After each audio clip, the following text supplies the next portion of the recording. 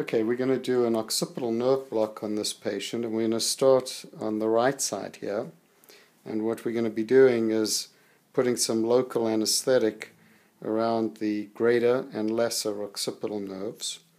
So in order to localize these nerve endings, we want to look at the skull and find the most prominent posterior protrusion in the midline, and that's called the inion, which is nicely shown on this patient. So keeping one finger on the inion, the other bony landmark is the mastoid process. So we find the mastoid process just behind the ear, the tip of the mastoid process. So now if you drew a line between these 2 points along the nuchal ridge in the midpoint, that's our main landmark for localizing our nerve endings, because from this midpoint, on the medial edge here is the greater occipital nerve, and on the lateral edge is the lesser occipital nerve. Another way of looking at this is that these nerves lie 1/3 of the way along this line for the lesser and 2/3 of the way along the line for the greater. So, mastoid tip, inion, midpoint. And I'm going to infiltrate on either sides of the midpoint, first for the greater and secondly for the lesser occipital nerve.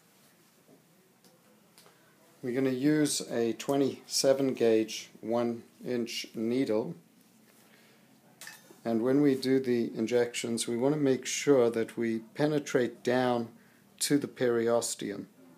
So angling the needle upwards and making sure that the needle is snug against the periosteum. Support the needle, pull back to make sure there's no blood flush, and I'm going to inject a full 1 cc of Marcaine, and this is 0.5% Marcaine without any epinephrine.